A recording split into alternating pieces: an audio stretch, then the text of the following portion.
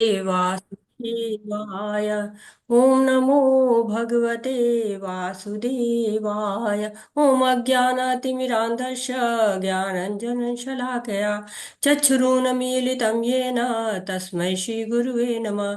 श्रीचैतन्यमनोभीष्टं स्थापितं येन भूतले स्वयं रूप कदा मह्यं ददाति स्वपदान्तिकं। वन्देऽहं श्रीगुरु श्रीयुतपदकमलं श्रीगुरून् वैष्णवांश्च श्रीरूपं साग्रजातं सहगण रघुनाथ अन्वितं तं सजीवं साद्वैतं सावधूतं परिजनसहितं कृष्ण चैतन्य देवं श्रीराधा कृष्ण पादान सहगण ललिता श्री विशाखा अन्वितांश। हे कृष्ण करुणा सिंधु दीनबंधु जगतपते गोपेश गोपिका कांत राधा कांत नमस्तुते। तप्त कांचन गौरांगी राधे वृंदावनेश्वरी वृषभानुसुते देवी प्रणमामि हरिप्रिये। नमः ॐ विष्णुपादाय कृष्णपृष्ठाय भूतले श्रीमति भक्तिवेदान्त स्वामिन् इति नामिने। नमस्ते सरस्वती देवे गौरवाणी प्रचारिणे निर्विशेषा शून्यवादी पाश्चात्यदेशतारिणे। जय श्री कृष्ण चैतन्य प्रभु नित्यानंद श्री अद्वैत गदाधर शिवासादि गौर भक्त वृंद। हरे कृष्णा कृष्ण कृष्ण हरे हरे हरे राम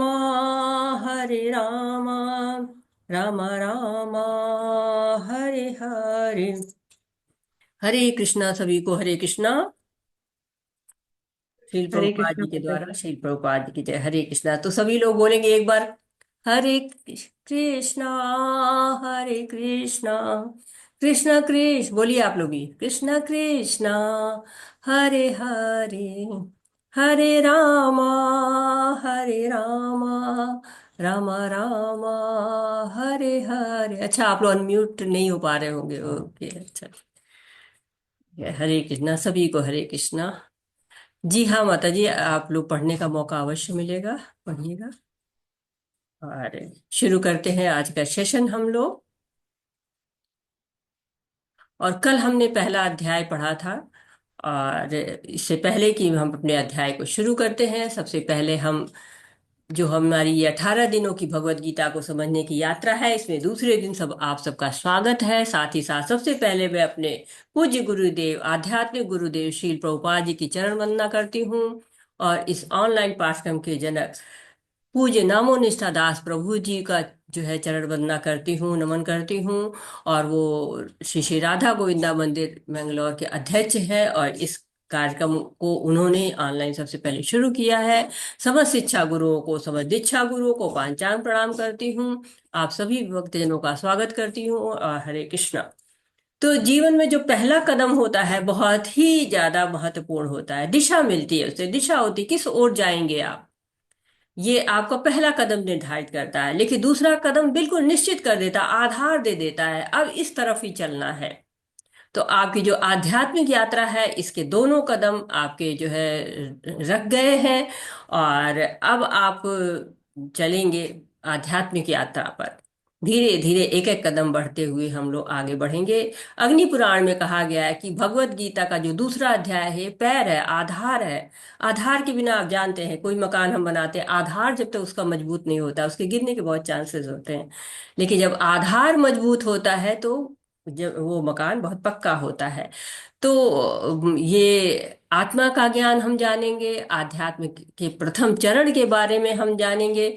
और जो पहला अध्याय था धर्म क्षेत्र कुरुक्षेत्र कौरव और पांडव की जो है वो सेनाएं सज गई हैं। हमारे जीवन में भी हमारे अपने धर्म क्षेत्र होते हैं अपने जो है वो कुरुक्षेत्र होते हैं। जैसे अर्जुन है युद्ध लड़ने के लिए आए हुए हैं युद्ध युद्ध भूमि में है वैसे हमारी भी ये जो जगत है ये जिसा हम अपने जीवन की जंग को लड़ रहे हैं। ये भगवत गीता का ज्ञान हमको आगे बढ़ा सकता है। हम गृहस्थी में हैं, बिजनेस में हैं, नौकरी में हैं, विद्यार्थी हैं, कलाकार हैं, कुछ भी हैं, सबकी समस्याओं का यहाँ हल है। तो जब हम अपने कार्यों को काम, क्रोध, मद, मत्सर, लोभ, ईर्ष्या, द्वेष के अनुसार चलाते हैं, तो हमारा जीवन कुरुक्षेत्र बन जाता है। रास्ता ही नहीं मिलता है कि किधर को जाए। लेकिन जब अच्छे कार्यों की तरह से चलते हैं, शास्त्रों के, गुरु के नियम के अनुसार चलते हैं, तो हमारा ये जी क्षेत्र धर्म क्षेत्र बन जाता है। बहुत अधिक आसक्ति हमारे जीवन को किस हद तक ले जा सकती है, ये धृतराष्ट्र के जीवन से हम सीख सकते हैं। कैसे वो राष्ट्र के प्रति जो है आसक्त रहे, और अंत उनको कितनी मुश्किल से सारे बच्चों से हाथ धोना पड़ा, घर परिवार बिल्कुल। तो उनका अंत आपने देखा। तो हमने जाना कि ये जो है सारे योद्धा आ गए हैं, युद्ध के शंख बज गए हैं, कृष्ण पंचजन शंख बजाते हैं, अर्जुन देवदत्त शंख बजाते हैं, युधिष्ठिर अनंत विजय शंख बजाते हैं, भीम पौंडू शंख बजाते हैं, नकुल सुघेर शंख बजाते हैं, और सहदेव जो है वो बड़ी पुष्पक शंख बजाते हैं। सब दिव्य शंख है। अर्जुन सफेद दाग रहित रथ पे आते हैं, अर्जुन के सारथी के रूप पे जो है कृष्ण भगवान है, श्याम सुंदर। और अर्जुन का विशाल रथ, बहुत सारी शक्तियां हैं, कल्पना से परे इतना जो है शक्तिशाली रथ है। हनुमान जी ध्वजा पर विराजमान हैं, और उन्होंने कहा है कि भीम तुम जितनी आवाज करोगे मैं उस आवाज को 10 गुना के दूंगा। आवाज भी एक शस्त्र की तरह कार्य करता है। आप जानते हैं कि आवाज बहुत तेज हो तो खिड़कियां तक टूट जाती हैं, इतना उसमें शक्ति होती है। तो आवाज की वजह से कंपन करने लगता है, कौरवों का जो दिल है पिघलने लगता है। अर्जुन, भीष्म, द्रोणाचार्य, कृपाचार्य सब जो है वो खड़े हुए हैं युद्ध भूमि में, और सबको दे के मामा, चाचा, ताऊ, पितामह सब हैं। और अर्जुन उनको देख के शोक संतप्त हो जाते हैं और गांडीव नीचे रख देते हैं। अब देखते हैं कि इस अध्याय में क्या होता है। इस अध्याय का नाम है सांख्य योग, और इसे जो है आचार्यों ने नाम दिया है गीता का सार, गीता का सारांश नाम दिया है। क्यों? क्योंकि इसमें सबका वर्णन, पूरी भगवत गीता का वर्णन है, लेकिन हाँ बहुत छोटे रूप में। इसका विस्तार आगे के अध्यायों में होता है। और सांख्य योग कहा जाता है क्योंकि सांख्य योग का मतलब होता है कि विश्लेषण करना, गिनना। तो ये आधुनिक सांख्य जो है वो भौतिक जगत में कितने तत्व हैं उनका विश्लेषण करता है। और जब 13वां अध्याय पढ़ेंगे तो आप उन तत्वों के बारे में जानेंगे। तो सांख्य का एक अर्थ होता है बिंदु, यानी कि इस अध्याय में भगवत गीता के मुख्य जो बिंदु है उनकी चर्चा होगी, इसीलिए इसको सार भी कहते हैं, सारांश भी कहते हैं। और इन्हीं का विस्तार आगे के अध्याय में होगा। तो इस अध्याय में बहुत सारे महत्वपूर्ण श्लोक हैं। संजय जो है वो अर्जुन की अवस्था का वर्णन कर रहे हैं धृतराष्ट्र से, और वो अवस्था क्यों है, 4 कारण प्रथम अध्याय में बताए गए हैं, और 5वां कारण इस अध्याय में बताया जाएगा। तो कोई बताना चाहेगा कि पिछले अध्याय में कौन कौन से कारण हमने पढ़े हैं? हरे कृष्णा, आप हैंड रेस कर सकते हैं तो आपको अनम्यूट कर दिया जाएगा।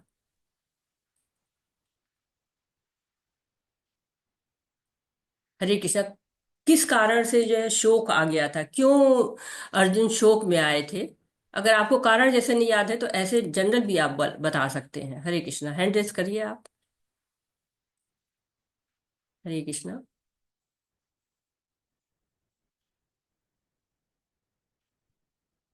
आप जहाँ जो है नीचे सब आइकॉन्स हैं वहां पर आपको रिएक्शन का है, उसमें आप रेज हैंड के जो है वो कॉलम बने हुए हैं। दीपक प्रभु जी, मैं आपको अनम्यूट कर रही हूँ, अनम्यूट हुई। हरे कृष्णा।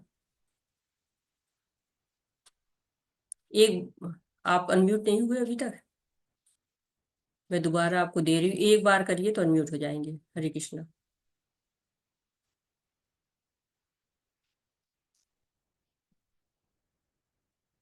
अनम्यूट होइए प्रभु जी। हरे कृष्णा, हरे कृष्णा। हाँ, मधु माता जी, हरे कृष्णा, आप अनम्यूट हो पाइए, ऑप्शन गया होगा आपके पास।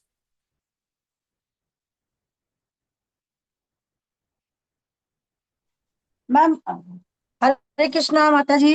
हरे कृष्णा जी, माता जी बताइए। दंडवत प्रणाम।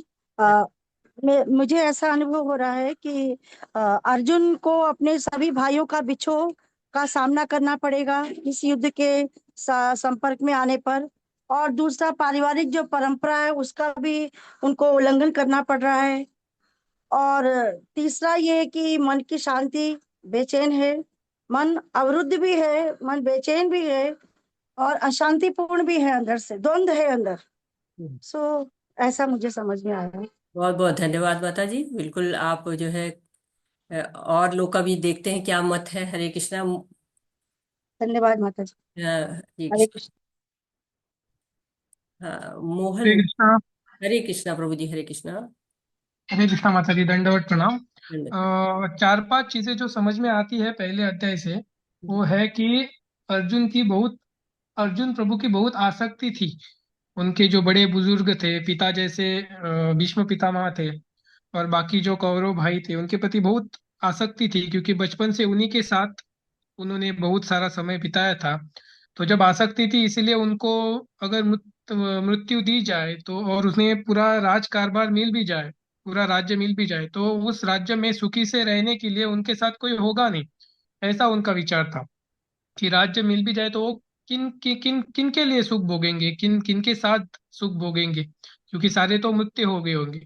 दूसरा कारण ये समझ में आता है कि अ, अगर बड़े बुजुर्गों की मृत्यु हो गई तो जो आर्य समाज या क्षत्रिय समाज की जो स्त्रियां बालक होते हैं, जिनको पुरुषों का संरक्षण चाहिए होता है, तो संरक्षण ना होने की वजह से उनकी जो परिवार की जो परिवार के जो रीति रिवाज है, या फिर स्त्रियां बालक भटक सकते हैं, किसी गलत रास्ते पर जा सकते हैं, क्योंकि उन्हें संरक्षण देने वाला कोई होगा नहीं।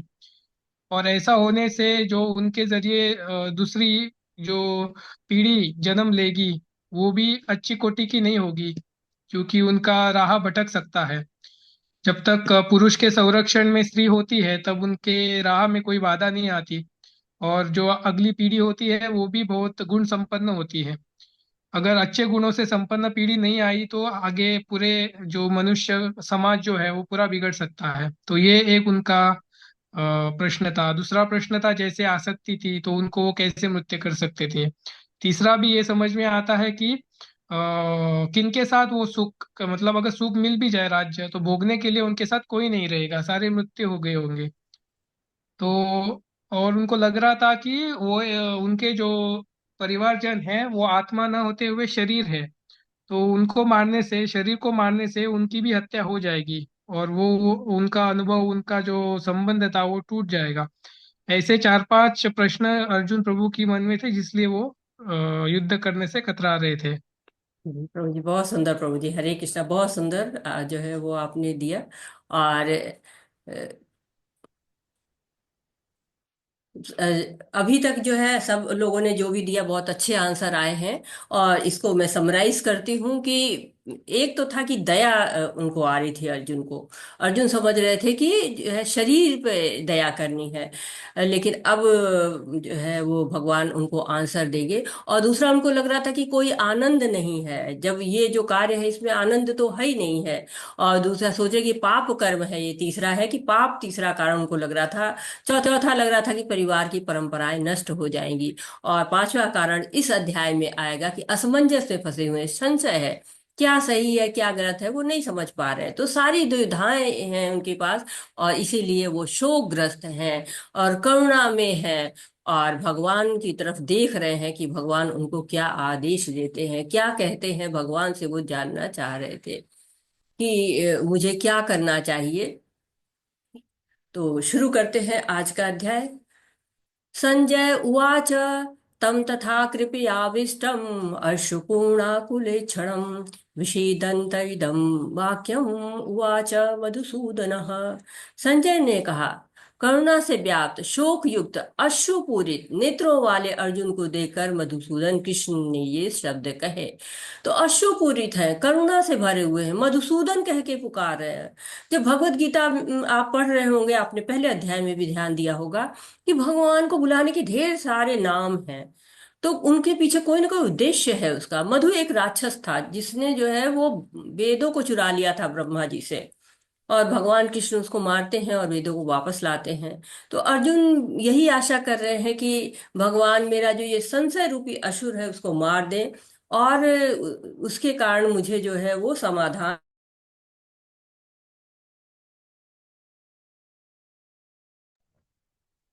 तो भगवान की वाणी से आरंभ हो रहा है जो है, अब जो भगवान की वाणी, अगला श्लोक भगवान की वाणी आ रही है। और अभी तक इतने श्लोक हो गए हैं, 46 श्लोक पहले अध्याय में थे और एक श्लोक वो जो है वो इस अध्याय में हो चुका है। अभी भगवान की वाणी नहीं आई है, अब भगवान बोल रहे हैं। श्रीभगवानुवाच कुतस्त्वाकशलम् इदं विस्मे समुपस्थितम् अनार्यजुष्टं स्वर्गं कीर्तिकरम अर्जुन। परमपिता परमेश्वर ने कहा, मेरे प्यारे अर्जुन, यह शुद्धियां तुम पर कैसे आई हैं? वे ऐसे व्यक्ति के लिए बिल्कुल नहीं है जो जीवन के मूल्य को जानता है। वे उच्च ग्रहों की ओर नहीं बल्कि बदनामी की ओर ले जाते हैं। तो भगवान की वाणी हुई जो है यहाँ पर। कितने अच्छे श्रोता रहे हैं भगवान। हमको भी अच्छे श्रोता बनना चाहिए। जब हमसे कोई बात करता है तो हमको उसको सुनना चाहिए। और अर्जुन की बातों को सुनिए तो लगता है कि सही तो कह रहे हैं, दया तो आनी ही चाहिए। पाप तो हो ही जाता है किसी को मारना, आनंद तो नहीं है। स्वजनों को मार के कौन सा आनंद मिलेगा? परिवार की परंपराएं नष्ट होंगी। सब कुछ तो सही लग रहा है, कुछ गलत तो नहीं कह रहे हैं अर्जुन। साधारण भाषा में तो बिल्कुल सही कह रहे हैं। लेकिन भगवान उसका खंडन कर रहे हैं, क्योंकि श्री कृष्ण गुरु की भूमिका ग्रहण कर लिया है। अब वो भान करा रहे हैं, डांट लगा रहे हैं। जैसे कहते हैं ना, पिता डांटता बच्चे को, ये अशुद्धि क्या हो गई तुम्हारे अंदर, ये सब कहाँ से आई? और अर्जुन को भगवत गीता में गुड़ाकेश कहा गया है। नीत को जीतता है वो, अज्ञान को जीतने वाला है वो, उसको डांट लग रही है। अब देखिए परिस्थितियां क्या थी, कि अर्जुन तो वनवास में थे और वहां पर परिस्थितियां वो समझ रहे थे कि अब युद्ध तो होके रहेगा। वो देवताओं के पास जाते हैं, अस्त्र शस्त्र, वहां पर भी जो वन में वेद व्यास जी आते हैं और उनको कहते हैं कि जाओ, अर्जुन को आज्ञा देते हैं कि जाओ तुम अस्त्र जुटाओ, अपने लिए युद्ध करना पड़ेगा। और वो अस्त्र शस्त्र देवताओं से लाते हैं, भगवान शिव को परास्त करते हैं, पशुपतास्त्र प्राप्त करते हैं, गांडीव धनुष अग्नि देव के कहने पर वरुण से मिलता है। अब देखिए सारे तो जो है तैयारी हो गई, जो रथ पे चढ़ के युद्ध भूमि में आ गए। अब कह रहे हैं कि नहीं लड़ना है। ऐसे ही जैसे बच्चा होता है ना, खूब साल में पढ़ाई करता है कि नहीं, मुझे जो है पढ़ना है, स्कूल जाता है, और जब एग्जाम का समय आया तो नहीं, नहीं देंगे एग्जाम। तो क्या कहते हैं, सारे माता पिता रिश्तेदार सब समझाते हैं, आजा बेटा ये अच्छा नहीं लगता, ऐसा तुम्हें नहीं करना चाहिए, एग्जाम देना बहुत जरूरी है। तो अब ये ऐसी ही परिस्थिति आके खड़ी हुई है। अर्जुन ऐसे ही कर रहे, युद्ध भूमि में आ गए हैं। वो बहुत कहते हैं कि बहुत ज्यादा वीर योद्धा है, और उसके बाद भी उनकी स्थिति ऐसी हो रही है। ये श्लोक ऐसा श्लोक है जो आपको अपने साथ रखना चाहिए। कार्पण्य दोषोपह स्वभाव पृच्छामि त्वां धर्म सम्मूढ़ चेता यच्छ्रेयं निश्चितं ब्रूहि तन्मे शिष्येतहं साधिमां त्वां प्रपन्नम। अब मैं अपनी कृपा और दुर्बलता के कारण अपना कर्तव्य भूल गया हूँ और सारा धैर्य खो चुका हूँ। ऐसी अवस्था में मैं आपसे पूछ रहा हूँ कि मेरे लिए श्रेष्ठकर उसे निश्चित रूप से बताएं। अब मैं आपका शिष्य हूँ और शरणागत हूँ, कृपया मुझे उपदेश दें। तो ये एक जो है समय आ गया है कि अब उपदेश मांग रहे हैं भगवान से। अभी तक क्या था, मित्र का रूप था।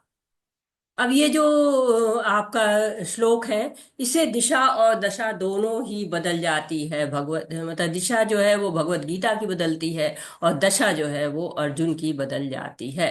तुरंत मित्र भाव से हटकर तत्काल रूप से जो है वो उनको, कृष्ण को गुरु स्वीकार कर लेते हैं, शरणागत हो जाते हैं। अर्जुन मान लेते हैं हमारी बुद्धि इतनी सक्षम नहीं है कि ये समस्याओं से हम पार पा सकें, सही गलत का भेद कर सकें। पांचों कारण उचित लग रहे हैं। और वो जो है भगवान कह रहे हैं कि ये अशुद्धि कहाँ से तुम्हें आ गई? तो भगवान की वाणी सही रास्ता दिखाती है। यच्छ्रेयं निश्चितम ब्रूहि तन्मे। श्रेयस्कर हो वो हमें बताइए, कह रहे हैं। और श्रेयस्कर आप जानते हैं कि ऐसी चीज होती है जिससे कि लॉन्ग टर्म में जिससे फायदा हो, तुरंत अच्छी न भी लगे, कड़वी दवा हो, फिर भी वो क्या करे, बीमार को ठीक कर दे। ऐसा नहीं हो कि आज ठीक हो जाए और कल को फिर बीमार पड़ जाए। पूरी अच्छी दवा चाहिए, श्रेयस्कर कार्य चाहिए, जिससे कि मतलब उसको प्रसिद्धि भी मिले और साथ ही उचित भी हो। यह प्राकृतिक नियम है कि भौतिक कार्यकलाप की प्रणाली ही हर एक के लिए चिंता का कारण है। पग पर उलझन मिलती है, अतः प्रमाणिक गुरु के पास जाना आवश्यक है, जो जीवन के उद्देश्य को पूरा करने के लिए समुचित पथ निर्देश दे सके। समग्र वैदिक ग्रंथ हमें यह उपदेश देते हैं कि जीवन की अनचाही उलझनों से मुक्त होने के लिए प्रमाणिक गुरु के पास जाना चाहिए। ये उलझनें उस दावाग्नि के समान है जो किसी के द्वारा लगाए बिना भभक उठती है। इस प्रकार विश्व की स्थिति ऐसी है कि बिना चाहे जीवन की उलझनें स्वतः उत्पन्न हो जाती हैं। कोई नहीं चाहता कि आग लगे, फिर भी वह लगती है और हम अत्यधिक व्याकुल हो उठते हैं। अतः मनुष्य को भौतिक उलझनों में न रह के गुरु के पास जाना चाहिए। यही इस श्लोक का तात्पर्य है। तो संसार में तो कष्ट आएंगे ही आएंगे, दुखालय है, अशाश्वत है ये। तो यहाँ की जो खुशियां हैं वो भी अशाश्वत है। कहा जाता है ना कि यदि एक कमरे में बंद कर दिया जाए और उसकी चाबी नदी में फेंक दी जाए और सारे सुख का जब सामान जुटा लिया जाए, तब भी दुख आ जाएगा। दुख को आना ही है। जैसे जंगल में होता है ना, आग लगा दो तो भी आग लगेगी, ना लगाओ तब भी लग जाएगी। कैसे? जो बांस होते हैं वो आपस में रगड़ करते हैं, आग पैदा हो जाती है और सारा जंगल खाक का खाक हो जाता है। कितने भी प्रयास कर रहे हैं, आज भी देखिए कितना प्रयास होता है, जब जंगल में आग लग जाती बुझती ही नहीं, कई कई सालों तक जलती रहेगी। तो ऐसा नहीं है कि आप बहुत सुखी जीवन जी रहे हैं, सारे ऐश्वर्य से परिपूर्ण हो और समस्याएं ना आए, नहीं। जैसे बुद्ध जी थे, उनको वो जब बुद्ध भगवान को क्या था कि उनके जीवन में बचपन में बहुत ऐश्वर्य में थे, माता पिता ने ऐसी व्यवस्था की थी कि दुख तो दिखाई ही न पड़ जाए, लेकिन नहीं हुआ ना। एक दिन घूमने निकले, एक अर्थी दिखाई दी और जीवन का सत्य सामने आ गया, व्याकुल हो गए और ज्ञान की खोज में निकल गए। तो महत्वपूर्ण ये है कि ये ऐसी परिस्थिति जब आ जाए, जब हम संशय में गिर जाए, दुख में गिर जाए, तो हमें करना क्या है? गुरु साधु और शास्त्र की सहायता लेनी है। अर्जुन भी यही कर रहे हैं। गुरु हमारे जीवन में कौन है? गुरु के तत्व का ज्ञान होना चाहिए हमें। ये जो है वो कहते कि गुरु कौन हो? जो तत्वों को जानता है, जो तत्वदर्शिना है, उसको हमें गुरु बनाना है, प्रामाणिक गुरु बनाना है, जो सारे तथ्यों से परिचित हो। ऐसे लोग को नहीं बनाना है जो कि उनको परंपरा से न हो, जो मनोधर्म से पढ़कर आए हो, ऐसे लोग को गुरु नहीं बनाना है। अब यहाँ पे के भगवान का क्या मतलब है? तो भगवान का मतलब क्या है? अभी तक आपने जो भी पढ़ा था, कह रहे संजय उवाच, अर्जुन उवाच, धृतराष्ट्र उवाच। परंतु जब श्री कृष्ण बोल रहे हैं तो वेद व्यास जी क्या कह रहे हैं? भगवान उवाच। तो भगवान है कौन? ऐश्वर्य स समग्रस्य वीरस्य यश श्रिय ज्ञान वैराग्योश्च व शशाभग इति ऋणाम्। ये भगवान की परिभाषा है जो पराशर मुनि ने दी है, जो वेद व्यास जी के पिता हैं उन्होंने दी है ये परिभाषा। ये परिभाषा क्या कह रही है? ऐश्वर्य स, जिसके पास ढेर सारा ऐश्वर्य हो। और ये क्यों कहा गया है? क्योंकि लोग समझ पाए कि भगवान कौन हो सकता है। क्योंकि हम जो है, सब लोग कहते हैं मैं भगवान हूँ, रावण कहता है मैं भगवान हूँ, हिरण्यकश्यप कहता है मैं भगवान हूँ। लेकिन भगवान है कौन?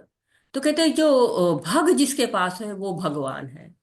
धन जिसके पास है वो धनवान है, गुण जिसके पास है वो गुणवान है, रूप जिसके पास है रूपवान है, भग जिसके पास है वो भगवान है।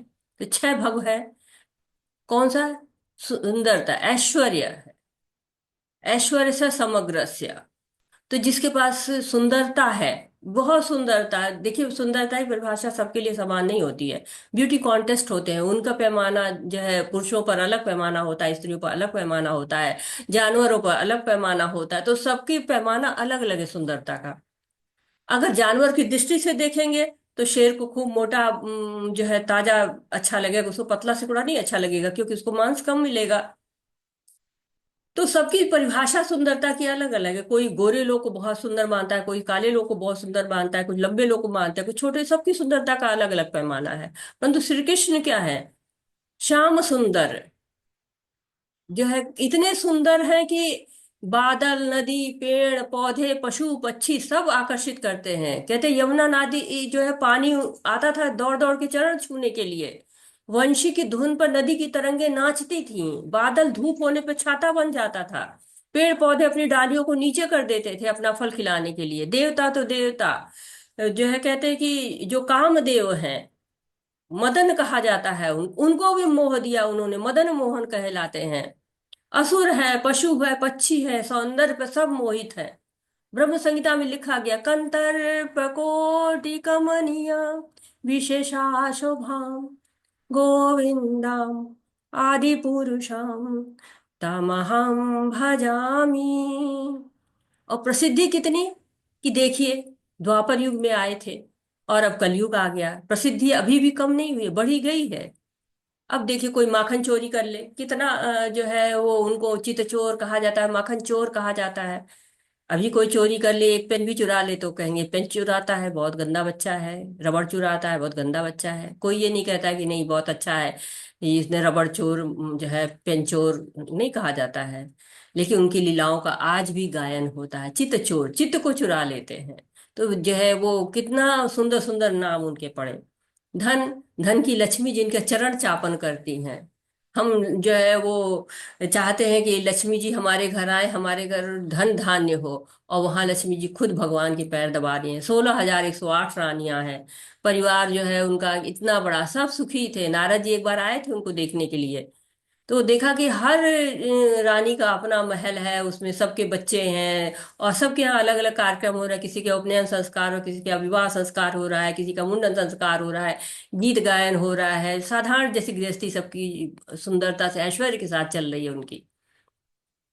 और कहते हैं कि सारी चीजें उनको ईशोपनिषद में पढ़ते हैं तो कहा जाता है, ईशावास्यम इदम सर्वम यत् किंचा जगत्याम जगत। जगत की सारी वस्तुएं भगवान के द्वारा नियंत्रित हैं। तो सारा जगत ही उनका है, शक्ति कितनी कल्पना ही नहीं कर सकते। छोटे से थे और तभी जो है वो पहाड़ उठा लिया अपनी छोटी सी उंगली पे, गोवर्धन पर्वत। 7 दिन तक वर्षा होती रही, 7 दिन तक ऐसे मुस्कुरा कर उठाए रहे, बिना खाए बिना पिए। यहाँ तो एक जो है टाइम प्रसादम न मिले तो कमजोरी आने लगती है। और जो लोग स्वयं को भगवान कहते हैं, उन्हें पर्वत उठाने की तो दूर की बात है, उसको हिला भी नहीं सकते हैं। और वैराग्य कितना, कितना धन, इतना सौंदर्य, इतनी प्रसिद्धि, इतनी शक्ति, जब इतना सब होता है तो त्याग नहीं आता है ज्यादातर लोगों में, बहुत मुश्किल होता है। परंतु अनंत कोटि ब्रह्मांड के मालिक अर्जुन के सारथी बनने को तैयार हुए। थोड़ा सा धन यश मिल जाए, अभिमान आ जाता है, शर्माने लगते हैं, घबराने लगते हैं कहीं प्रतिष्ठा कम ना हो जाए।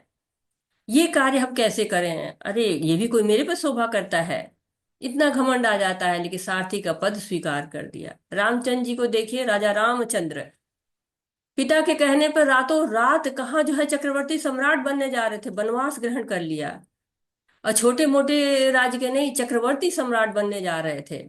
और ज्ञान कितना, सारे वेदों की वाणी उन्हीं से है, समस्त वेदों के संकलन करता है भगवान, वेदों को जानने वाले हैं भगवान।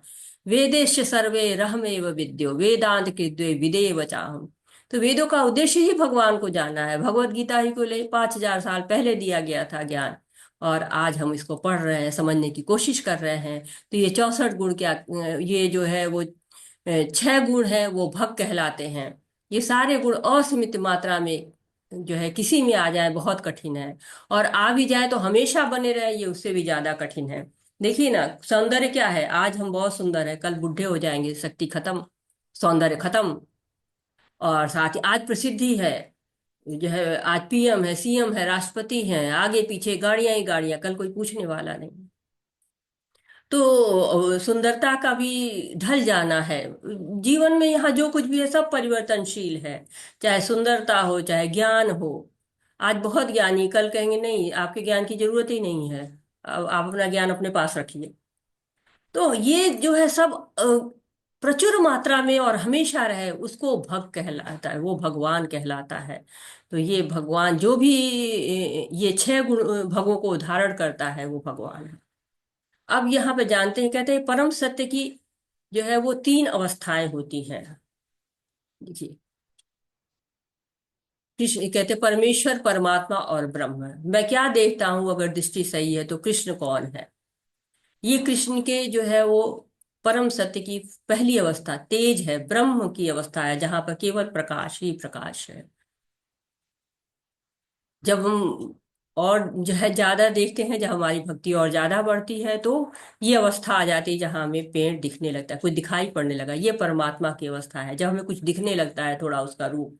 और फिर जब और नजदीक जाते हैं तो उसमें देख पाते हैं कि पेड़ के अंदर जो है ये तोता बैठा हुआ है, ये खट्टे मीठे फल खा रहा है। तो एक एक काल्पनिक अनुभूति है ये, जो है परम सत्य को जानने की कि ये अवस्थाएं होती, जैसे ये ब्रह्म की अवस्था है, केवल निराकार अवस्था, कुछ भी दिख नहीं रहा है।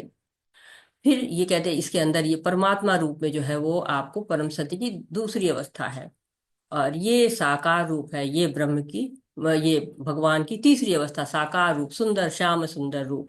तो ये अवस्थाएं जो है वो परम सत्य की होती हैं। जब आप भागवतम पढ़ते हैं तो भागवतम में बताया गया है कि परम सत्य की यह धारणा जो है वो कैसी होती है, तीन तरह की होती है। कहते हैं कि ब्रह्म जो कि निर्विशेष है, निराकार है। परमात्मा क्या है? भगवान का अंतर्यामी रूप, जिसको सर्वव्यापी कहा जाता है, कि कण कण में भगवान है। और तीसरा जो है भगवान कृष्ण की। तो पहले स्कंध में कहते हैं, वदन्ति तत्त्वविदस्तत्त्वं यज्ञानम अद्वयम ब्रह्मेति परमात्मेति भगवानेति शब्दते। तो ये तीन अवस्थाएं जो है परम सत्य की बताई गई हैं। अगर आप इसको ठीक से और समझने की कोशिश करते हैं तो कहा जाता है कि प्रभुपाद जी ने इसको कई तरीकों से एग्जाम्पल दे दे के बताया हुआ है। जैसे ट्रेन है, एक उदाहरण लेते हैं कि ट्रेन है, तो ट्रेन में जब दूर से आ रही, बहुत दूर होती है, तो एक लाल बत्ती सी दिखती है, बस लाल बत्ती दिख रही है, उस ट्रेन का और कुछ नहीं दिख रहा है, केवल बत्ती दिख रही है। तो लगता है ये ब्रह्म का रूप है, जब केवल तेज दिखता है। तेज के रूप में भगवान की जो है वो अवधारणा है। निराकार रूप में है, जो लोग निराकार स्वरूप में भगवान को मानते हैं वो ब्रह्म के रूप में ही उनको स्वीकार करते हैं। वो भगवान की रूप गुण लीला से नहीं जानते हैं। फिर जब ट्रेन और नजदीक आती है तो हमें उसके डिब्बे वगैरह दिखने शुरू होते हैं, इंजन दिखना शुरू हो जाता है। और ये जो है परमात्मा की अवस्था है। जब परमात्मा की अवस्था को कहते हैं ना कि ये शुद्धता जब आती है तो परमात्मा रूप में उनको जानते हैं, उनको अनुभव करते हैं। अंतरात्मा की आवाज हम कहते हैं ना कि मेरा मन मुझसे कह रहा था कि ये मत करो, अच्छा होने वाला है, ये करो तो अच्छा होगा। हमारे हृदय में चूंकि परमात्मा बैठे हैं, हमको आवाज देते हैं, हमको आभास होता है कोई कह रहा है ये करो ये ना करो। चाहे हमारे ऊपर है हम सुने या ना सुने। कहते हैं कि सिक्स्थ सेंस कहा जाता है, छठी इंद्री, वो परमात्मा की आवाज होती है।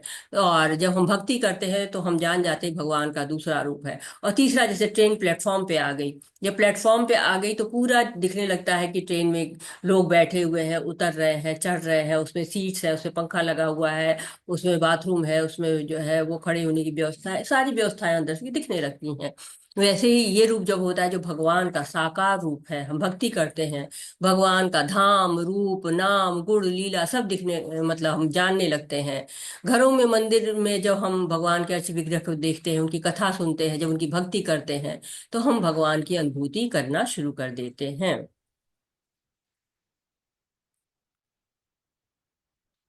अब हमारा आंसर आ रहे हैं, जो प्रश्न आए थे उनके आंसर। जो पहला आंसर आ रहा है, पहले प्रश्न का पहला प्रश्न था दया, उस पे आ रहा है दूसरे अध्याय के जो 11वें श्लोक से लेकर 30वें श्लोक तक इसका आंसर है। देहिनिस्मो यथा देहे कौमारं यौवनं जरा तथा देहांतर प्राप्ति धीरस्तत्र न मुह्यति। जिस प्रकार शरीरधारी आत्मा इस वर्तमान शरीर में बाल्यावस्था से तरुणावस्था और फिर वृद्धावस्था में निरंतर अग्रसर होता रहता है, उसी प्रकार मृत्यु होने पर आत्मा दूसरे शरीर पर चला जाता है। धीर व्यक्ति ऐसे परिवर्तनों से मोह नहीं करता है।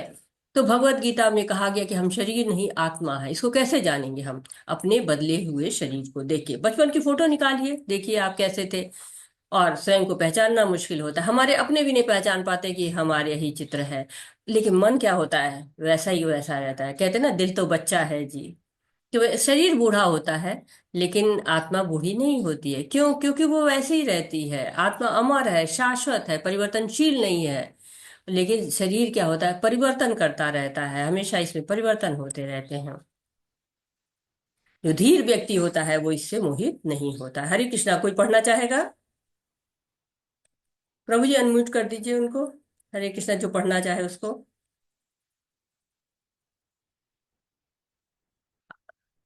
कल्पना माता जी। हाँ, कल्पना माता जी आप अनम्यूट होइए, पढ़िए। यस माता जी, सादर प्रणाम।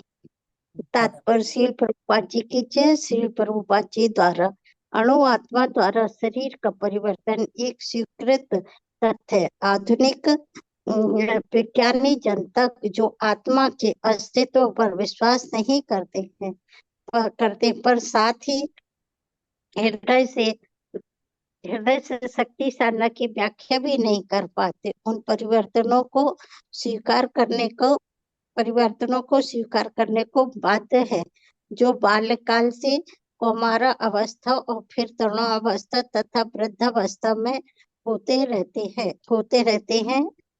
वृद्धावस्था से यही परिवर्तन दूसरे शरीर में स्थानांतरित हो जाता है। हरे कृष्ण माता जी, सादा हरे प्रणाम। आदर प्रणाम।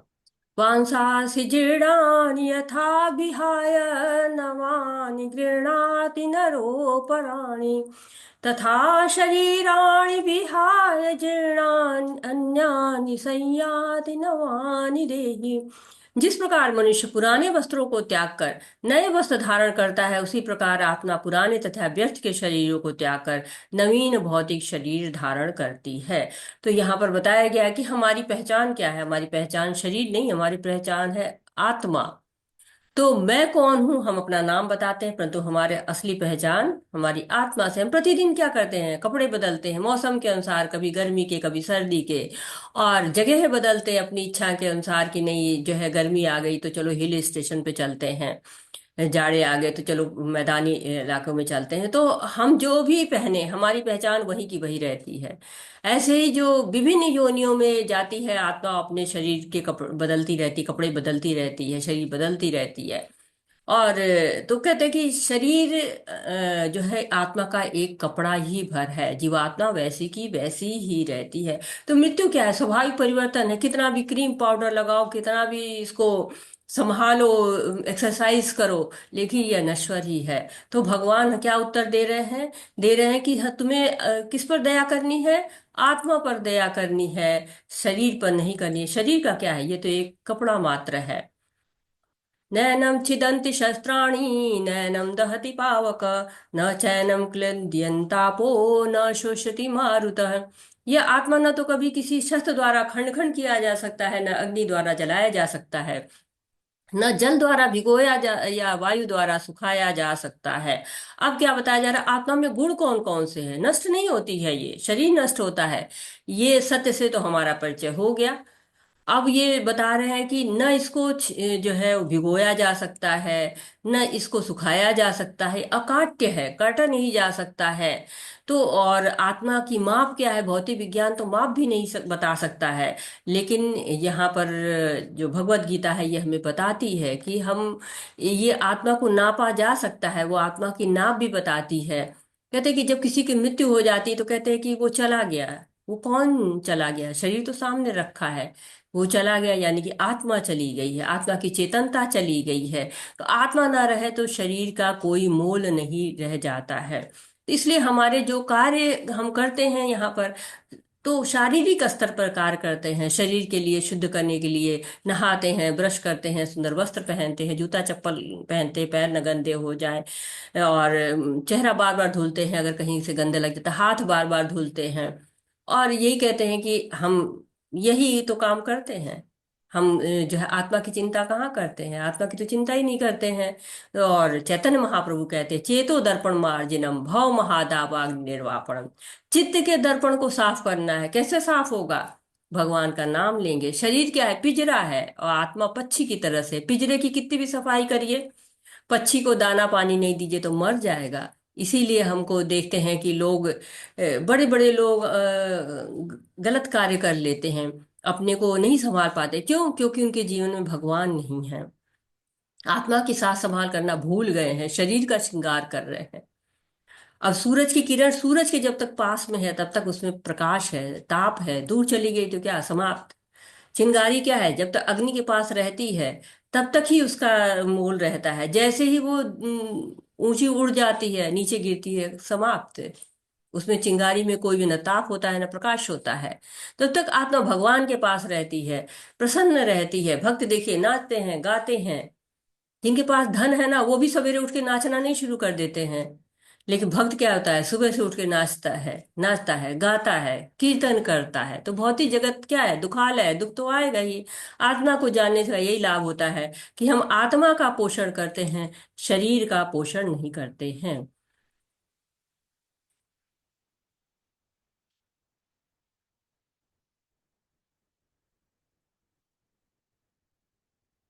अवाच्यवादाश्च बहून् दृश्यन्ते तवाहित निन्दन्नस्त्वत्व सामर्थ्य ततो दुष्करं नु किम्। हाँ, कौन पढ़ना चाह रहा है? बहुत सारे हैंड रेज हैं।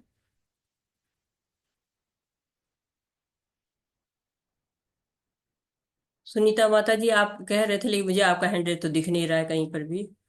राजेश्वरी हरि माता जी, आप पढ़िए। हरे कृष्ण, पढ़िए माता।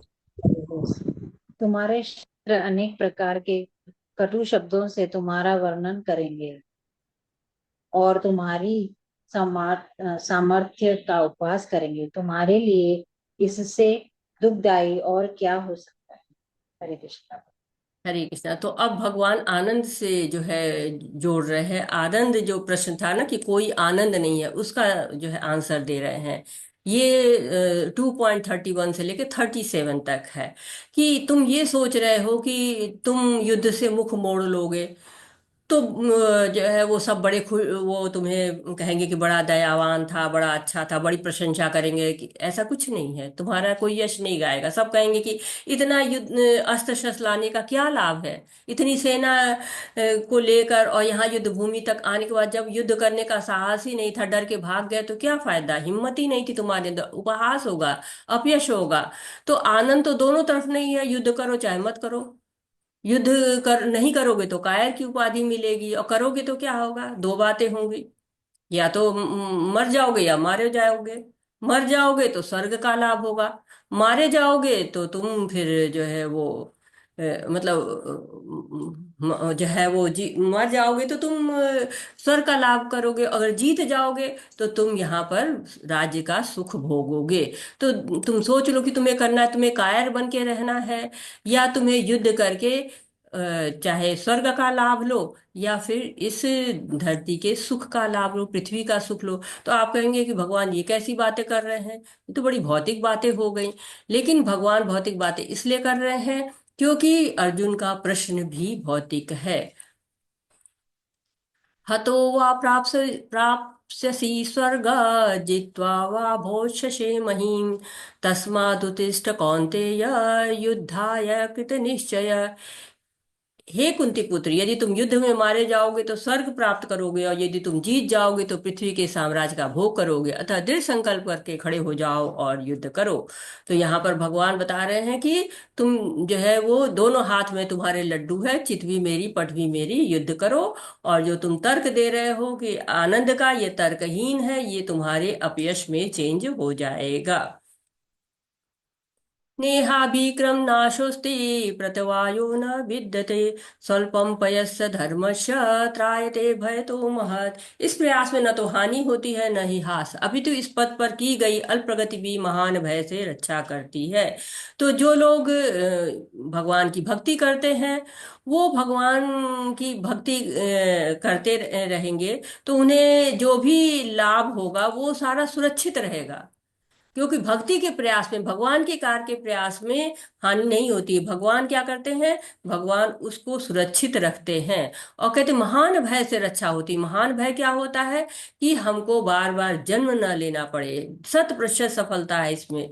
जैसे हम इस जन्म में मकान बनाए तो अगले जन्म में फिर बनाना पड़ेगा। आज बड़ी बड़ी डिग्रियां ले ली तो अगले जन्म में फिर लेनी पड़ेगी। लेकिन भक्ति जहां से छोड़ेंगे आपको फिर से वहीं भक्ति करने का साधन मिल जाएगा। जैसे प्रहलाद महाराज है, ध्रुव महाराज है, बालक हुए तब भी भक्ति करने लगे, प्रयास उनको उन्होंने शुरू किया, उनको सफलता मिल गई। जटायु देखिए जानता था कि रावण से जीत नहीं पाएंगे, हार जाएंगे, लेकिन उसने भी प्रयास किया। भगवान के हाथों से अंतिम संस्कार हुआ जटायु का और मोक्ष की प्राप्ति हुई। तो भगवान जो अपने पिता का अंतिम संस्कार नहीं कर पाए थे, उन्होंने जटायु का अंतिम संस्कार अपने हाथों से किया। पूछा था जटायु से उन्होंने कि तुमको जीवन चाहिए, तो जटायु ने कहा नहीं, इससे अच्छी मृत्यु मुझे कहाँ मिलेगी। तो भक्ति में प्रयास की सराहना होती है। और वो जो महान भय है जन्म मृत्यु जरा व्याधि का, उससे मुक्ति मिलती है। विभीषण है, प्रहलाद महाराज हैं, हनुमान जी हैं, इन सब लोगों ने क्या किया, भक्ति की। भले परिस्थितियां नहीं थी उतनी अच्छी, लेकिन वो अनुकूल प्रतिकूल हर परिस्थिति में उन्होंने भगवान का साथ दिया और भगवान का सानिध्य प्राप्त किया। तो ये भक्त का गुण होता है, जो भक्ति में रहता है और भगवान उसके प्रयासों की हमेशा रक्षा करते हैं। अवश्य रक्षवे कृष्णा। व्यवसायत्मिका बुद्धि रेकेह कुरु नंदन, बहुशाखा हनातश्च बुद्धयो स व्यवसायिनम। जो इस मार्ग पर चलते हैं वे प्रयोजन में दृढ़ रहते हैं और उनका लक्ष्य भी एक होता है। हे कुरुनंदन, जो दृढ़ प्रतिज्ञ नहीं है उनकी बुद्धि अनेक शाखाओं में विभक्त रहती है। तो ये बता रहे हैं कि पांचवा कारण, कि जीवन में संशय की स्थिति जब रहती है, क्यों रहती है, क्योंकि जीवन में भक्त का संग नहीं है, शास्त्र नहीं है, गुरु नहीं है। वैसे ही अर्जुन के मन में भी असमंजस है, दुविधा है, बुद्धि में स्थिरता नहीं है, कोई दृढ़ लक्ष्य नहीं है और उद्देश्य एक नहीं है। वो इधर पांच पांच कारण है उनके पास। लेकिन जब बुद्धि श्री कृष्ण में स्थिर हो जाती है तो असमंजस समाप्त हो जाता है। जब भगवान की शरणागति ले लेते हैं अर्जुन, उनकी सारी जो है समस्याएं जो है समाप्त हो जाती। क्यों? क्योंकि अब उन्हें क्या करना है, केवल भगवान जो कहेंगे वही करना है।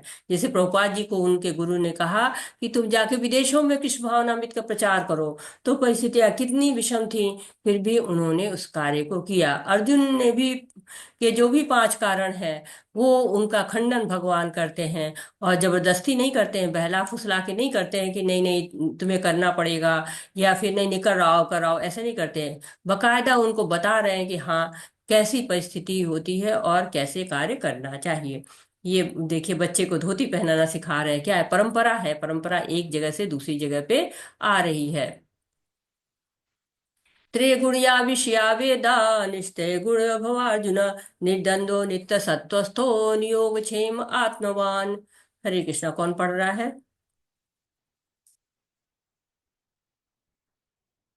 जो है वो सुनीता माता जी पढ़ लीजिए आप। वेदों में मुख्यतः प्रकृति के तीनों गुणों का वर्णन हुआ है। हे अर्जुन, इन तीनों गुणों से ऊपर उठो, समस्त दैवत्यों और लाभ तथा सुरक्षा की सारी चिंताओं से मुक्त होकर आत्म परायण बनो। हरे कृष्णा। तो भगवान कह रहे कि हरे वेदों के कृष्ण हरे कर्म कृष्ण। कांड से ऊपर उठो। वेद में जो है ज्ञान कांड है, कर्म कांड है, उपासना कांड है, सब दिया हुआ है। लेकिन कर्म कांड में उलझे रहेंगे तो जो मुख्य उद्देश्य है कि तीन गुणों से ऊपर उठना है, भगवान को जानना है, उनकी सेवा करनी है, वो आप भूल जाएंगे। तो वेद किस लिए है? भगवान को जानने के लिए। तावान सर्वेषु वेदेषु ब्राह्मण अभिजानिता। भगवान को प्रसन्न करना है, तो समाज और परिवार और पितरों की चिंता नहीं करनी है, भगवान की चिंता करनी है। जो अर्जुन सोच रहे हैं कि परिवार की मुखिया की मृत्यु होगी तो संस्कार नहीं हो पाएंगे, कुल किस्तें पथभ्रष्ट हो जाएंगी, अवांछित संतानें होंगी, बिना संस्कार के होंगी, पिंडदान कौन करेगा। तो भगवान कह रहे हैं कि अगर भगवान को प्रसन्न किया जाए तो सब प्रसन्न हो जाते हैं, सब संतुष्ट हो जाते हैं। जैसे पेड़ को जो है वो अगर जड़ में पानी दे दिया जाए तो पत्ते फूल फल डाली सब प्रसन्न हो जाते हैं। पेट में अगर भोजन डाल दिया जाए तो सारे अंग हिष्ट पुष्ट हो जाते हैं। तो इसलिए हमको अलग अलग भोजन देने की आवश्यकता नहीं पड़ती है। तो वेद किस लिए है? भगवान को जानने के लिए। भगवान को जान लिया फिर कुछ और जानने की आवश्यकता नहीं रह जाती है। कर्मणेवाधिकारस्ते मा फलेषु कदाचन, माँ कर्म फल हेतु भूर्मा ते संगोस्त कर्मणि। तुम अपने कर्म कर्तव्य करने का अधिकार है, किंतु कर्म के फलों की तुम अधिकारी नहीं हो। तुम न तो कभी अपने आप को अपने कर्मों के फलों का कारण मानो, न ही कर्म न करने में कभी आसक्त हो। तो ये श्लोक आपने बहुत सुना होगा। ये श्लोक तो बहुत महत्वपूर्ण श्लोक है, प्रचलित श्लोक है। और कभी कभी लोग इसका गलत मतलब भी निकाल लेते, कहते हैं कर्म करो फल की इच्छा न करो, तो बिना उद्देश्य के कर्म करते जाओ, बिना किसी परिणाम की इच्छा के करते जाओ, तो जब फल ही नहीं है तो क्या जरूरत है काम करने की। ये तो आलस्य को निमंत्रण देने वाला श्लोक है। कर्म में जो फल नहीं रहेगा तो उत्साह कैसे आएगा। लेकिन भगवत गीता क्या कहती है कि कर्म करो, परंतु कर्म बंधन कब नहीं लगेगा। ये कर्म का सिद्धांत है कि कर्म करो, कर्म के फल में आसक्ति मत रखो। जब आसक्ति होती है कर्म के फलों में और सही परिणाम नहीं मिलता है, सही का मतलब वांछित नहीं मिलता है, जो आप चाहते हैं वो नहीं मिलता है, तो क्या होता है, कितनी घटनाएं होती हैं, कितने व्याख्यान इसी पे होते, कितने सेमिनार इसी पे होते, कितने मोटिवेशनल स्पीकर इसी पे बोलते हैं। कि परीक्षा दे रहे हो तो नंबरों की चिंता मत करो, ये आखिरी परीक्षा नहीं है। फिर भी बच्चे नहीं मानते हैं, गलत जो है वो रास्ता पकड़ लेते हैं। तो नंबरों की प्रतिस्पर्धा की मनवांछित परिणाम नहीं मिला तो क्या हुआ? असफलता असफलता का डर हो जाता है, जीवन समाप्त कर लेते हैं। पता चलता है बाद में कि वो तो सफल थे। तो ये फल की आसक्ति कितनी दुखदाई होती है। देखिए किसान को देखिए, बीज बोता है, कभी आंधी कभी पानी को भी ओलावृष्टि, कभी पैदावार बहुत ज्यादा कभी सूखा कभी बाढ़, परंतु वो बार बार बीज बोता है, कर्म करता है। तो कर्म फल में आसक्ति नहीं रहनी चाहिए। अपने कर्मों को अगर भगवान में समर्पित कर दिया जाता है तो सारी समस्याओं का अंत हो जाता है। प्रजहाति यदा कामान् सर्वोन् पार्थ मनोगतान् आत्मवेद्यात्मात्माना तुष्ट स्थिति प्रज्ञस्तदोच्यते। श्री भगवान ने कहा, हे पार्थ, जब मनुष्य मनोधर्म से उत्पन्न होने वाली इंद्रिय तृप्ति की समस्त कामनाओं का परित्याग कर देता है और जब इस तरह से विशुद्ध हुआ उसका मन आत्मा में संतोष प्राप्त करता है तो विशुद्ध दिव्य चेतना को प्राप्त स्थिति प्रज्ञ कहलाता है। तो स्थिति प्रज्ञ, जिनकी स्थिति दृढ़ हो गई है, जिनकी बुद्धि व्यवसायत्मक नहीं है, जो सारी दुविधाओं से पार हो चुके हैं, द्वंद्व से ऊपर उठ गए हैं, उसके लिए सुख दुख दिन रात अमृत जहर सब एक सा आत्मा के स्तर पर कार्य करता है। आत्मा राम हो जाता है, हर परिस्थिति में समभाव, प्रत्येक जीव को समान स्तर पर देखता है, न किसी से ईर्ष्या करता है न द्वेष करता है। आप ये देख रहे हैं कि प्रहलाद महाराज है, कितना अत्याचार हुआ है इनके ऊपर, लेकिन इन्होंने अपने आप को दृढ़ स्थिति में रखा है। प्रभुपाद जी को देखिए, जो गए वो मालवाहक जहाज से, दो दो हार्ट अटैक आए, लेकिन सामान चोरी हो गया, टाइपराइटर चोरी हो गया, फिर भी वो अपने कार्य को पूरी तरह से उन्होंने किया। दिव्य चेतना उनकी थी और इस कारण उनको सफलता भी मिल गई। दो श्लोक में मनोविज्ञान, अब जो है वो जो मनोविज्ञान पढ़ेंगे 2 श्लोकों में। मनोविज्ञान की आजकल बहुत पढ़ाइयाँ होती है, क्यों? क्योंकि लोगों में अब न धैर्य रह गया है, न ही जो है संयम रह गया है। तो बहुत मनोविज्ञान की आवश्यकता है। ये श्लोक, दोनों श्लोक विदेशों तक में पढ़ाए जाते हैं मनोविज्ञान में। तो ये श्लोक 5000 साल पहले भी सत्य थे, महत्वपूर्ण थे, और आज भी इनकी महत्ता और सत्यता में कोई भी चेंज नहीं आया है। समाज देखिए कितना बदल रहा है, लगातार लोगों के दृष्टिकोण बदल रहे हैं, लेकिन ये जो सत्य है कल भी सत्य था और आज भी सत्य है। ध्यायतो विषयान् पुंसा संगस्तेषुपजायते संगात संजायते कामा कामात् क्रोध विजायते। इंद्रिय विषयों का चिंतन करते हुए मनुष्य की उनमें आसक्ति उत्पन्न हो जाती है और ऐसी आसक्ति से काम उत्पन्न होता है, फिर काम से क्रोध उत्पन्न होता है। ये भी अगला भी ले लेते हैं हम। क्रोधाद् भवति सम्मोहा सम्मोहात् स्मृतिभ्रमम् स्मृतिभ्रष्टात् बुद्धिनाशो बुद्धिनाशात् प्रणश्यति। क्रोध से पूर्ण भ्रम उत्पन्न होता है और भ्रम से स्मृति, और जब स्मृति हतप्रभ है तो बुद्धि खो जाती है, और जब बुद्धि खो जाती है तो भौतिक कुल में फिर से गिर जाता है। तो ये एक चक्र बताया गया है।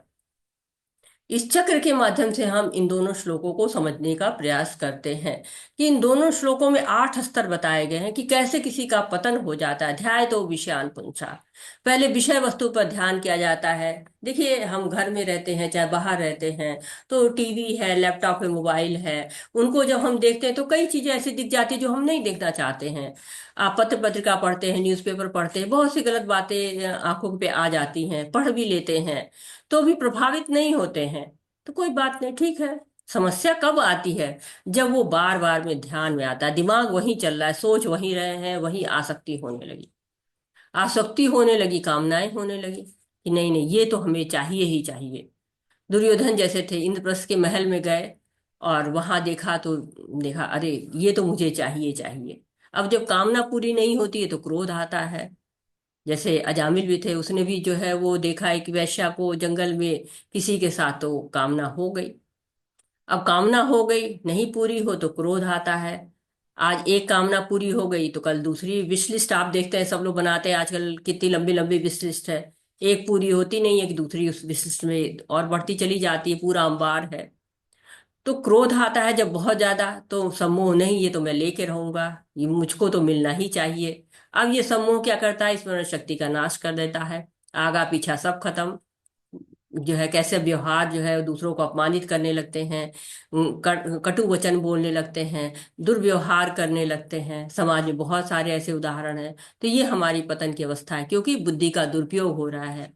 अब इसमें किसी भी स्तर पे अगर हम रुक जाते हैं तो हमारा पतन नहीं होगा, लेकिन अगर हम रुकते नहीं हैं तो क्या होता है, यही चक्र चलता है। वस्तु में आसक्ति, आसक्ति से फिर जो है काम होता है, काम से क्रोध होता है, क्रोध से मोह, मोह से स्मरण शक्ति की क्षति, और उसके बाद जो है बुद्धि की हानि, और बुद्धि की हानि से पतन।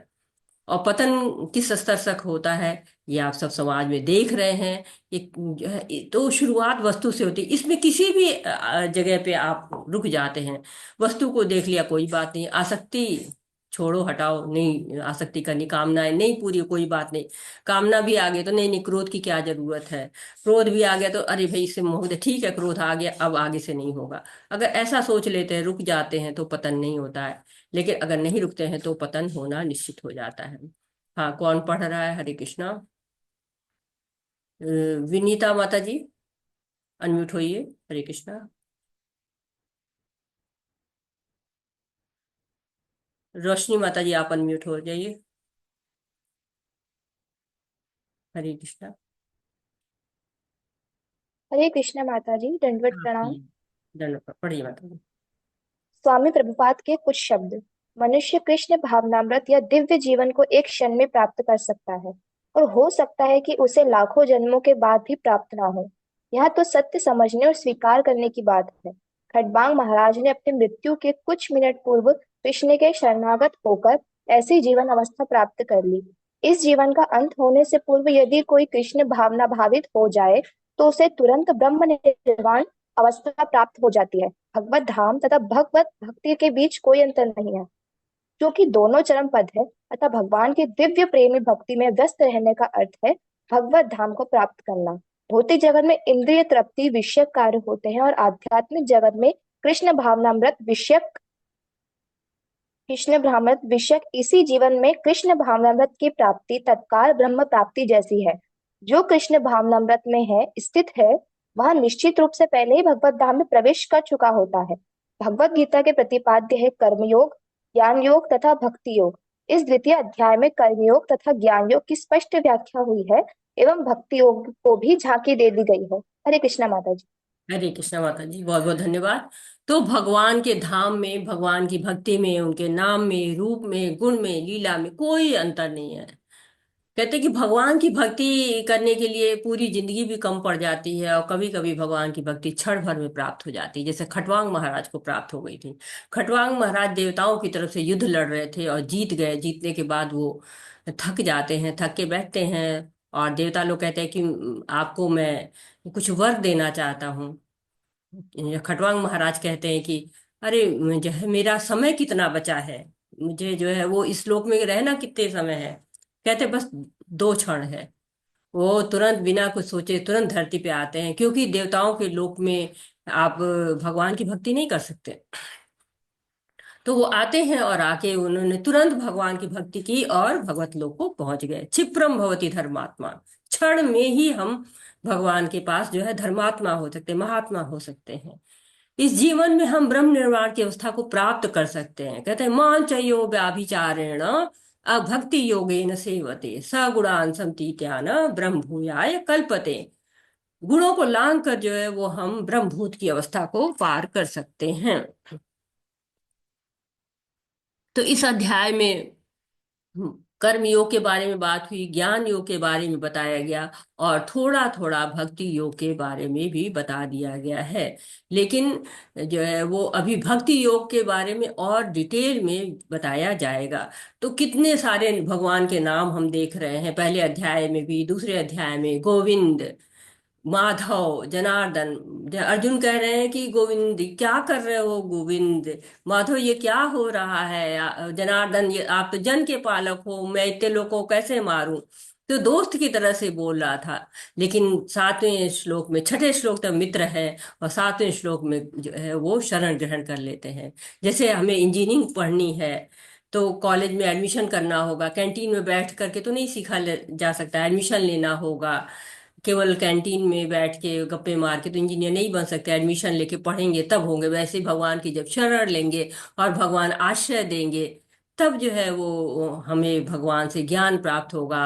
और किसी भी समय जब भी हमारे अंदर दुविधाएं आती हैं, तो भगवान जो है वो हमें सहारा देते हैं। भगवान हृदय टूटने वाली डांट नहीं देते हैं कि विद्वान हो के ऐसी बात नहीं करो, बड़े आसानी से समझाते हैं, बहुत प्यार से मुस्कुरा कर समझाते हैं कि अर्जुन देखो, तुम जो सोच रहे हो वो ऐसा नहीं है। भक्ति तो ऐसी है ना कि खत्म ही नहीं होती, भगवान सुरक्षित रहते हैं। बैंक में जो है पैसा निकालिए धीरे धीरे खत्म हो जाता है, भक्ति खत्म नहीं होती है।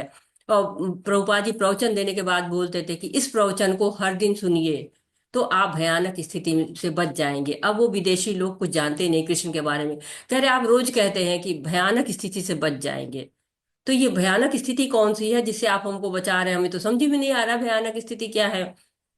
तो कह रहे कि अगले जन्म में तुम कुत्ता बन जाओ और जो है बैल बन जाओ तो ये भयानक स्थिति नहीं है। तुम सांप बन जाओ, तुम जो है वो सुअर बन जाओ, तुम जोंक बन जाओ, तो ये कितनी भयानक स्थिति है। तो तुमको ये भयानक स्थिति से भगवान बचा रहे हैं अगर तुम भक्ति करोगे। तो भगवान सबको देते हैं, समय देते हैं, सबको सुविधा देते हैं। अगर वो भगवान के साथ जुड़ना चाहे तो उसको सबको सुविधाएं देते हैं। भगवान हमारे इस शरीर रूपी रथ में जैसे अर्जुन के साथ बैठे हैं भगवान सारथी बन के, वैसे इस शरीर रूपी जो हमारा रथ है इसमें परमात्मा रूप में सारथी बन के बैठे हुए हैं। लेकिन हम भूल जाते हैं। भगवत गीता इस बात को हमें याद दिलाती है कि हमें अगर आनंद पूर्वक जीना है तो जो सारथी रूप में बैठा है उसकी बात माननी चाहिए। अर्जुन हारे हुए हैं, दुखी हैं, शोक संतप्त है, लेकिन भगवान उनको बता रहे हैं कि तुम्हें निर्णय लेने से कौन रोक रहा है। तुम्हारे अंदर के जो काम है, जो तुम्हारे अंदर का मोह है, लोभ है, वो तुम्हें रोक रहा है। तुम्हारी आसक्ति तुम्हें रोक रही, इस परिवार से जो तुम्हारा मोह है तुम्हें रोक रहा है। और किसी भी चीज का जो है आरंभ किससे होता है? अज्ञानता से होता है, उत्सुकता से होता है। यहाँ भी धृतराष्ट्र की अज्ञानता और उत्सुकता से शुरू हुआ है। धृतराष्ट्र मोह में पड़े हुए हैं, अज्ञानता के प्रतीक हैं।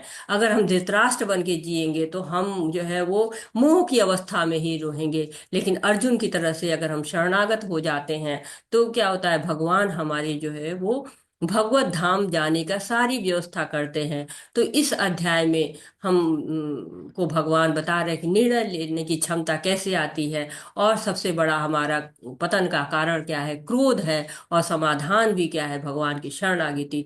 हर स्थिति में कैसे प्रसन्न रहते हैं? जब हम भगवान से जुड़ जाते हैं, जब हमारा मोह इस समाज परिवार से नहीं होता है बल्कि भगवान से हो जाता है, तो हम अपने जीवन का लक्ष्य निर्धारित करना है और उसी के अनुसार हमारे कर्म भी करने हैं। जो भी कर्म हम करते हैं, अगर उन सब कर्मों को भगवान के लिए हम समर्पित कर देते हैं तो हमारी आसक्ति भगवान में हो जाएगी, न कि इस संसार में हो जाएगी। तो इस अध्याय में हमने क्या क्या पढ़ा है, ये हम जो है एक रिकैप की तरह से है कि अर्जुन क्यों नहीं लड़ना चाहता है। ये 5 कारण है और कृष्ण उनको संबोधित करके बताते हैं और उसके उत्तर क्या आते। तो दया किस पर करनी है? हम शरीर नहीं, हम आत्मा है, तो दया भी आत्मा पर करनी चाहिए। कोई आनंद नहीं है कि आनंद है स्वर्ग मिलेगा, अगर मर जाओगे तो, और जीत जाओगे तो राज्य मिलेगा। पाप क्या मतलब? भक्ति गतिविधि कोई पाप नहीं होती। पाप जो है वो अगर आप भगवान के लिए कर्म करते तो नहीं लगता, अपने लिए कर्म करते हैं तभी कर्म बंधन लगते हैं। पारिवारिक परंपराएं क्या? एक प्रेरणा बनो। तुमको क्या करना है? रोल मॉडल बनना है समाज के प्रति। और असमंजस क्या है? असमंजस तब तक रहता है जब तक हमारे जीवन में लक्ष्य नहीं होता है, जब तक हमारे जीवन में भगवान नहीं होते हैं। जब हमारे जीवन में भगवान आ जाते हैं तो हमें भगवान की दास्ता करनी है, और इस जो है संसार की दास्ता हमें नहीं करनी है। इसी नोट पर वाछाकल्पतरुभ्यश्च कृपा सिंधुभ्य एव च पतितानां पावनेभ्यो वैष्णवेभ्यो नमो नमः। अनंत कोटि वैष्णव वृंद की जय, शिला प्रभुपाद की जय, सभी भक्तों की जय। हरे कृष्णा कृष्ण कृष्णा हरे हरे, हरे रामा राम रामा हरे हरे। हरे कृष्णा सभी को, हरे कृष्णा। अगर हरे आपका कोई कृष्ण माता जी, प्रश्न है, बहुत बहुत आपका धन्यवाद। कोई सुझाव है तो आप पूछ सकते हैं। कुछ ऐड करना चाहते हैं तो भी आपका मोस्ट वेलकम। हरे कृष्णा सभी को, हरे कृष्णा।